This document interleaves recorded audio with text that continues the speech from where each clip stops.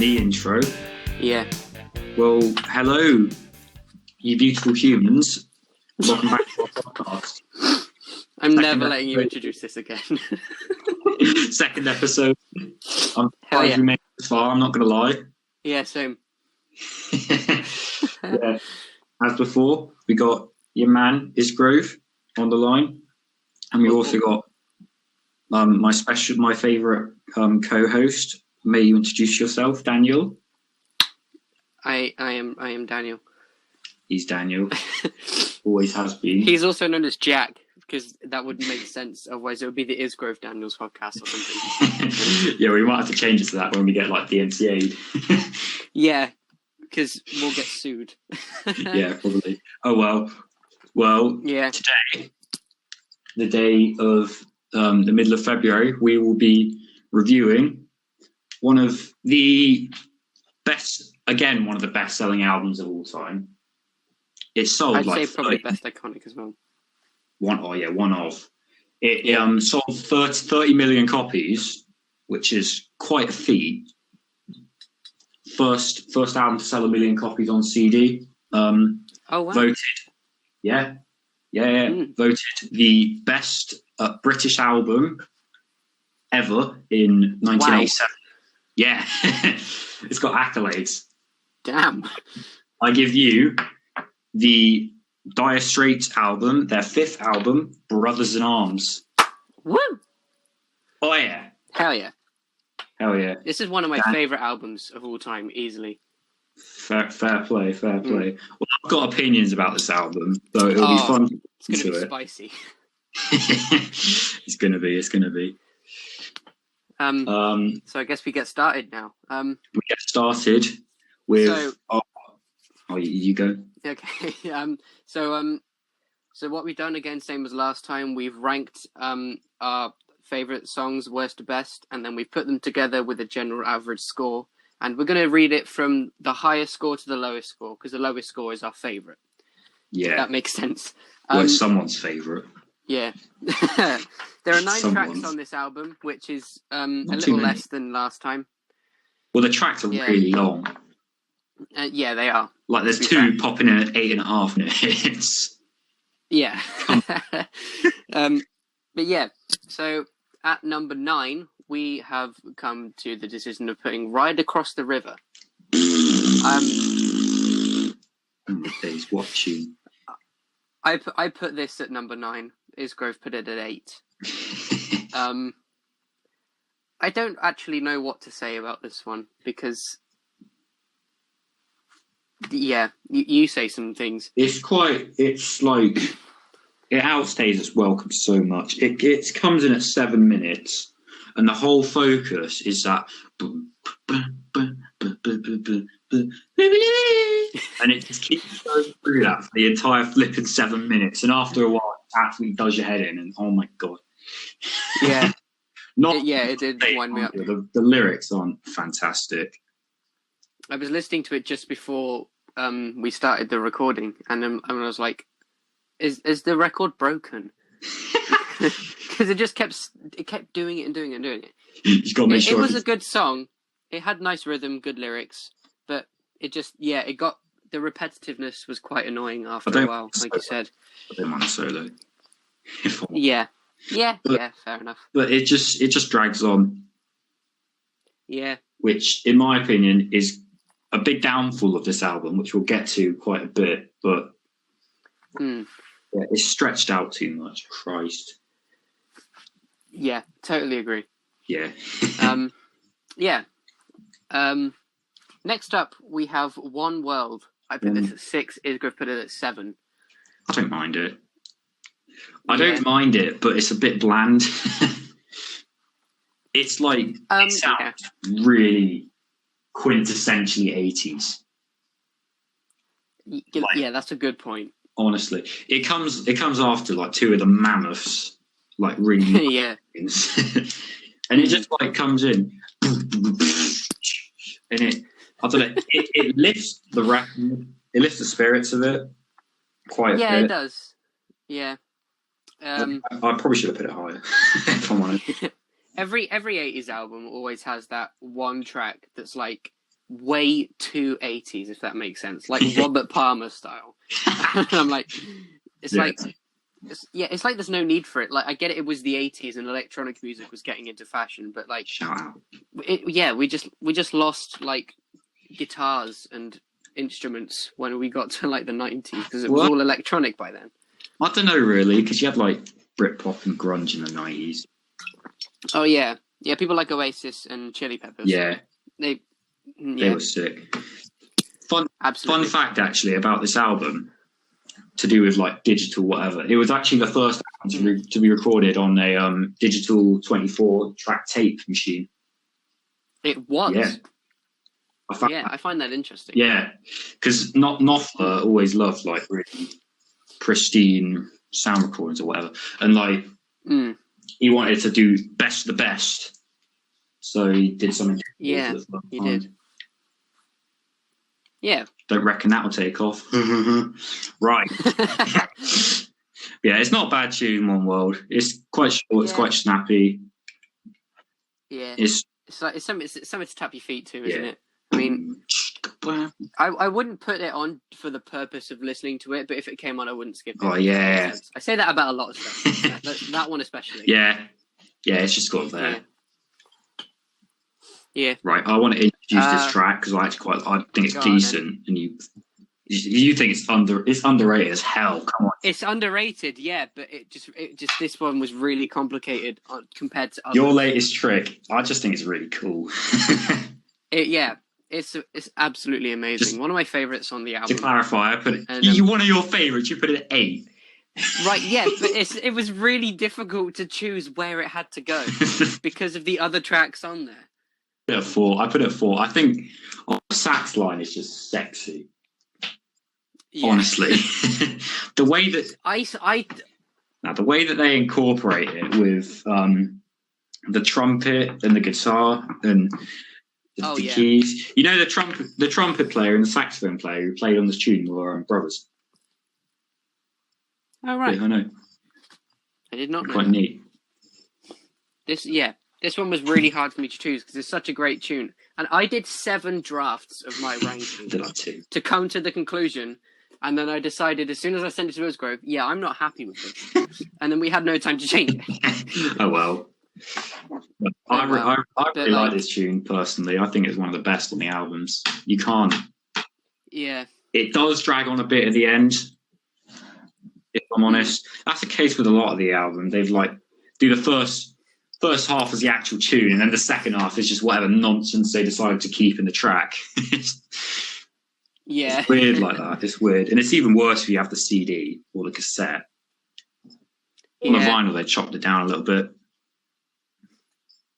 Yeah, they did. Fit the parameters. And, yeah. This one was 4th on the album, wasn't it? 4th, tracking. Yeah, so it came after Walk. It came after the 3 big singles, pretty much. Yeah. Yeah. Yeah, it did. I don't know how it happened. It all took place so quick. But all I can do is hand it to you and your latest trick.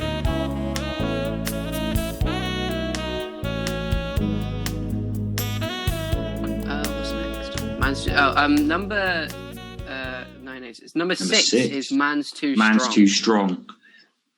Yeah. I put this at 5. What I feel like about this album a lot is there's almost like a bit of a country influence just going very slowly through a couple of the tracks, and this is definitely one of them. Oh yeah. It's like there's no big drum machine like the tunes. Yeah. It's like almost a horn section, but I don't want to call it a horn section because people probably I get what you horn mean. section. Yeah. But I got big Fleetwood Mac vibes from this song. I'm not gonna lie. Yeah, like those kind of folky country. Yeah. AOR type people, pop rock. It's cool. It's a cool track. It's like One World. Like you wouldn't go to put it on, but if it comes on, you wouldn't skip it. Yeah. I know. Again, it's like the Fleetwood Mac song it reminded me of was Never Going Back Again. Oh yeah, because it tune. similar because it just the instrument just sounded like the intro of that song. Yeah, it might be in the same key or something. Yeah. Speaking of Fleetwood Mac, I just wanted to say, after the recording and publishing of our last podcast, which was on the album Rumours, my parents were like, "I dare you to grow your hair like Lindsey Buckingham." I'm like, "Yeah, all right." Go on. Go on. They don't reckon I'll do it. I will prove them and wrong. Then you could be cool and exclude Mick Fleetwood.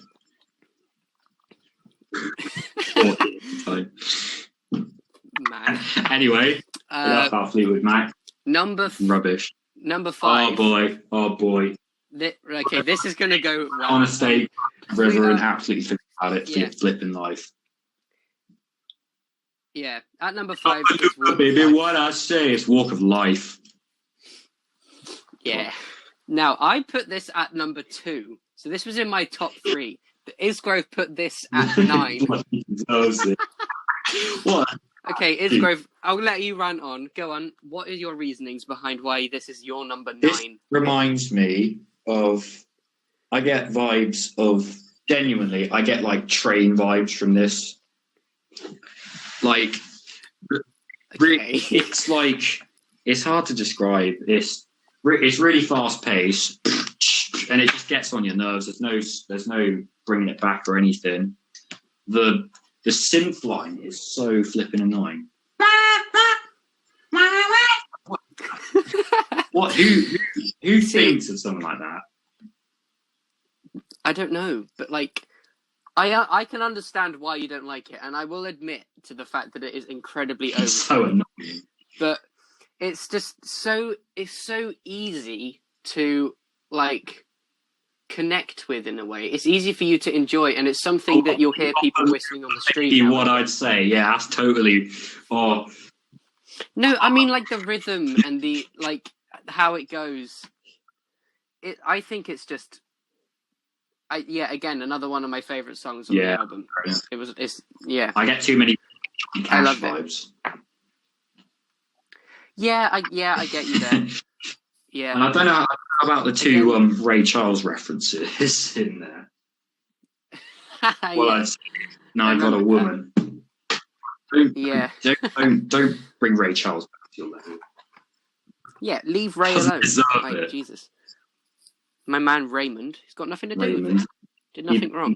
Better not. Yeah. Don't like. Again, yeah, like you said, the synth is a bit like annoying, and again, it was the 80s, so you can't not expect to hear a synth in an 80s there's some song. tunes I can't take away from the 80s. It's just physically impossible. Absolutely. To MTV. Good. Yeah. What are we on now? 4. Number 4. Talking about MTV, but then I've realised, oh no, it's not next. So sod it. Title track. Title track, Brothers in Arms, comes in at number 4. I put this at number 7. Isco put it at 3. So this was in his top 3. If you read the lyrics, it's actually quite a moving song if you think about it. It's talking about wartime, and the whole. It's an epic. It's clearly an epic. I read somewhere someone referred to it as the "Wish You Were Here" of the 80s, and I totally get that. Wow. Like, I can hear. Fair enough. Yeah, so could I. I mean, it's a good song, but it did shock me. I thought it was very, very slow for Dire Straits. Oh yeah. I'm not gonna lie. Totally. And but yeah, it is a beautiful song. It does take quite a while to get into the lyrics, or am I thinking of a different song? You're probably thinking of all of them at once. Yeah, good point.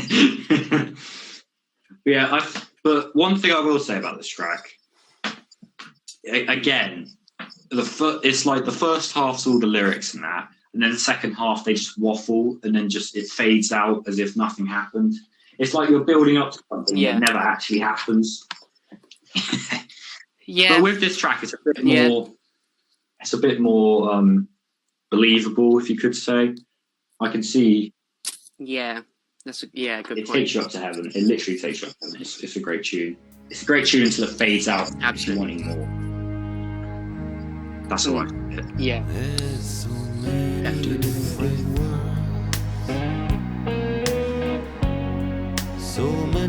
different songs, and we have just one world, but we live in different ones. Coming in, we are now at our top 3 picks of the album Brothers in Arms. At number 3, I'm shocked at this one because I put this at number 1. It's going to put it at 5. It's going to put it at 5. I'm not saying it's bad. It is.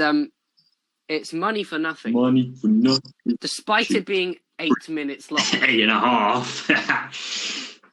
It's one of my favorite songs. It's iconic because it's so much fun to play and it's iconic. It's iconic. Yeah. It's great. I put it at number 5, but I do think it's a good tune still. Yeah. I put it at the top. This is one of my favourite songs in the album, I think. But like I said in the Rumours thing, in my opinion, recognizability doesn't necessarily mean I'm going to go balls to the wall for it. With the chain. Oh, no, absolutely. With the chain, I put that at 4. This goes at 5. See, I put that at 1. Yeah, I know. So I put this one at 5. It's definitely decent. It's absolutely. I'll get hyped to it. I play the riff all the time. I love the riff. It just hits you. And yeah, it's got a really interesting tone. As well, hasn't it? Oh yeah. Because it's slightly overdriven, and then it sounds like a wah pedal. I think there is a wah pedal. He put the, but not up and down. No, he put just in middle position and just kept it that way the whole way. It's quite interesting, and apparently. But it doesn't quite sound like it's in the middle though. It sounds like it's on the bridge of in the middle and not in the middle, a quarter of the way. Yeah, apparently it was something to do with the miking of the room as well, because the engineer who set it up, he forgot to move all the mics around from the day before. And the tone just stuck. Yeah. I mean, it's good that it did because the tone is amazing. Yeah. And it's really difficult to match. I've been trying for ages. Well, I don't know. I've got a Line 6 JM4 and it's got a preset for this tune. And it sounds pretty accurate. Yeah, and I find that incredibly rude. It sounds amazing. Yeah. I just also paying attention to the music video of this tune I don't think I've seen it. Have you not? Oh, mate, it's for CGI music videos. Oh, damn. Okay, I'll have to watch it really later. Poor CGI, but... Oh, yeah, it was the 80s, wasn't it? Yeah. The CGI was worse in the 60s, though. I just remember the film Psycho. That was awful, but it was a really good film. Yeah, but it didn't look really blocky and awful. Well, you watch it and you will tell me otherwise. I love Sting's part on this tune. Can I say that? Oh, yeah. Yeah. And then when it did it at Live Aid, that just hit different as well. Man. Number 2. My number 1 spot, because this tune's underrated. I don't think it was really... I put it at 4. I think it's underrated, definitely, but not that underrated. Single, mate. Why Worry is a great tune. Absolutely. Unlike maybe Brothers in Arms or whatever, it actually keeps the mood the entire way through, and it doesn't overstay. Oh yeah. It's 8.5 minutes, Absolutely. Which is so long, so flipping long, but it feels like 4.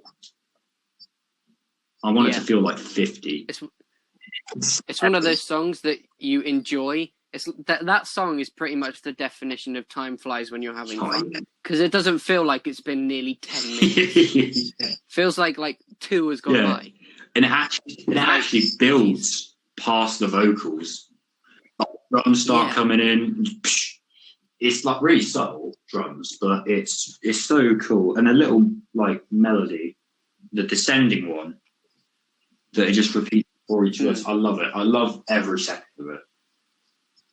Yeah. The reasoning why I put this at number 4 is because, I absolutely agree that it's underrated. But I don't think it's that underrated to put it at, like, the top 3. If that makes sense. I don't know, mate. It's better than Walk of Life. That's a joke. Opinions is joke.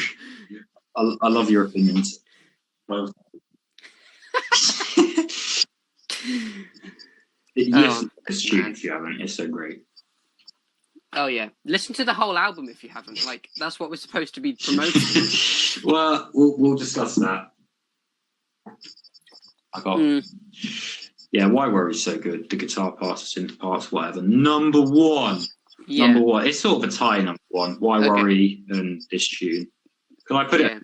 So our top pick for today's album, Brothers in Arms by Dire Straits, is so far away. Track. Very relevant today, am I right? Yeah. Number 2. I remember dropping the needle on the album for the first time, and I was just like, I was in awe. It's such a great tune. It just draws in immediately, and it's such a catchy hook. It's bliss. It's bliss. It has a really the slide guitar. I think it's a slide guitar. It's not. It has it's not. Is it not? You know what it actually is? The synthesizer. It's a synthesizer made to sound like a guitar.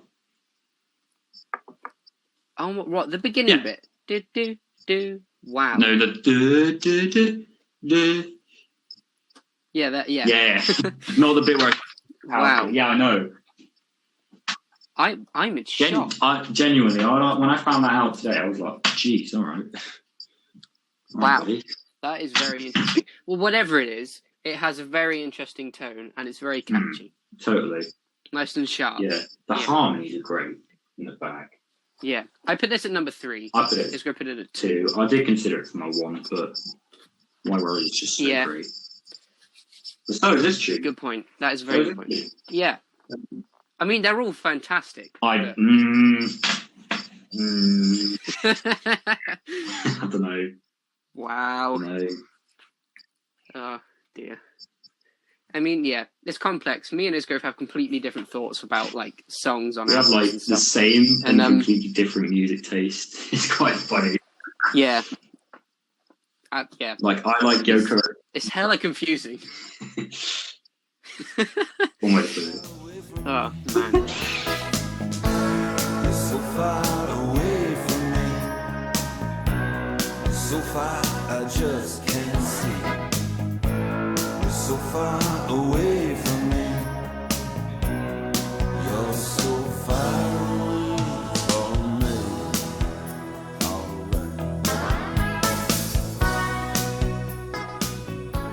Right. So overall, what would you rate this album out of 10? Papa Lubla, baby, what I'd say. What would I rate out of 10? I think I'm going to go with. I don't know. You go first. I can't decide. Okay.